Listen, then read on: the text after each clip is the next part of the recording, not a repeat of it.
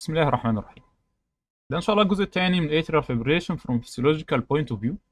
واحنا لسه في atrial fibrillation as a cause of low output state.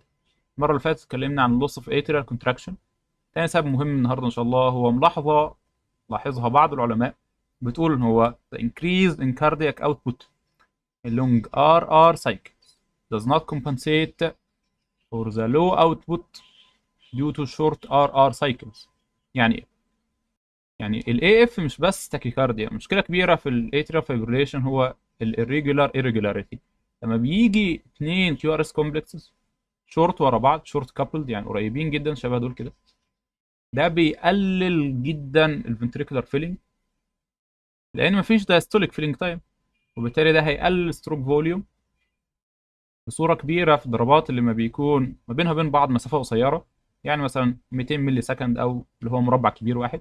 فالفنتركل اصلا مش بيتملى بالدم عشان يطلع efficient stroke volume، وبالتالي بتبقى الضربه كانها مش موجوده اصلا. ده بالمناسبه برضه من ضمن الاسباب اللي بيعمل ما يعرف ببالسس ديفيسيت في الاترال فايبريشن. لو تحط السماعه على الصدر عليها تسمع هارت بيت بس ما تشوفش راديال بالس، حتى لو او ما تحسش راديال بالس حتى لو انت شايف كيو ار اس على المونيتور. يبقى احنا كده خسرنا جزء كبير من كاردياك اوتبوت في كل شورت ار ار سايكل، ان هي مش بتدي افكتيف ستروك فوليوم بسبب ان مفيش فيلنج. هتقول لي طب ما هو في لونج ار ار سيكونسز، يعني مثلا 2 كيو ار اس الفرق ما بينهم اربع مربعات كبيره 800 ملي سكند مثلا. اقول لك كلامك جميل، انت بتعتقد ان ده ممكن يكمبنسيت الشورت ار ار سايكلز، بس فرضا يعني فرضا لو الدايستوليك فيلينج تايم كان كافي ان الاتريا اللي بالمناسبه فقد الاتريا كونتراكشن بتاعه يفضي كل اللي فيه. ده في احيان كتير مش بيحصل طبعا بسبب الدايستوليك ديسفانكشن اللي بيعمله اتريا فايبريشن زي ما بنعرف ان شاء الله قدام، واللي بيعلى جامد الليفت فنتريكولار دايستوليك بريشر، وبالتالي بيمنع كل الدم انه يوصل للفنتركل اصلا. بس على افتراض ان حتى لو ده حصل، فكل اللي انت عملته انك عملت ضربه شبيهه بالطبيعي نورمال لايك ستروك فوليوم، كأن العيان في ساينس ريزم، لان مفيش طريقه تزود بيها الفينس ريتيرن، الدم اللي بيوصل للفنتركل فروم بيت تو بيت.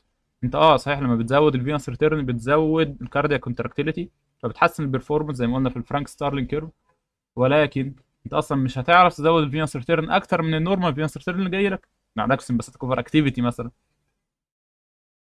وبكده المحصله ان انت بقى عندك ضربات يقال عليها تجاوزا ان هي نورمال بيت، وضربات تانية يعتبر مش بتدي حاجه خالص وبتعمل البلسس ديفيسيت.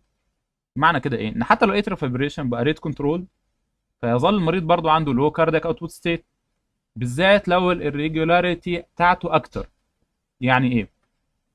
يعني لو جبنا اتنين مرضى اتريال فايبريشن، واحد عنده irregularity اكتر من التاني، يعني عنده شورت سايكلز بعدها لونج سايكلز كتيره ورا بعض، المسافات اللي ما بين الكيو ار اس الاختلافات اللي ما بينها اكتر من المريض التاني، ده هتكون الدنيا بايظه عنده اكتر، يعني ده بيزود اللونج شورت ار ار سيكونسز، وبالتالي بيزود الاختلاف ما بينها، فده يقلل الكاردياك اوتبوت اكتر. يبقى كل ما الريجولاريتي بتزيد كمان الكاردياك اوتبوت بيقل اكتر. وده بالمناسبه ممكن يكون سبب من اسباب ان تلاقي اتنين مرضى اتريال فيبريشن، الاثنين ريت كنترولد على ريت 90 مثلا ولا ريت 100، انت تعتبر كانك في التارجت يعني، ونفس الكاركترستكس عادي، لو ده هايبرتنسيف وده هايبرتنسيف، ده دايابيتك وده دايابيتك، ولكن واحد بيشتكي من سيمتومز اوف لو كاردياك اوتبوت، التاني ما بيشتكيش. هتلاقي ان من ضمن الحاجات اللي بتساهم ان واحد عنده irregularity اكتر من التاني. لو جيت بصيت هتلاقي ان عنده شورت سايكلز ولونج سايكلز، الفروقات ما بينهم كبيره، الاختلافات اللي ما بينهم كبيره. والمريض التاني اللي مش بيشتكي من السيمتومز اوف لو كاردياك اوتبوت هتلاقي الريجولاريتي بتاعته مش بايظه، مش عنيفه قوي. عشان كده حتى لما تيجي تبص على الاس جي بتاعه تحسه قريب من كانه ساينس ريزم يلخبطك في الاول. فده المحصله في النهايه ان ده السبب الثاني ليه مريض الاترا فايبريشن بيكون عنده لو كاردياك اوتبوت ستيت حتى لو هو ريت كنترول. واللي قلناه ان زياده الكاردياك اوتبوت في اللونج سايكلز مش بيكون بنسيت للديكريز كاردياك اوتبوت في الشورت سايكل. هذا والله اعلم. المره الجايه ان شاء الله هنبدا نعرف ليه الاترا فايبريشن بيعمل دايستوليك ديسفانكشن، ويعني ايه دايستوليك ديسفانكشن. الحمد لله.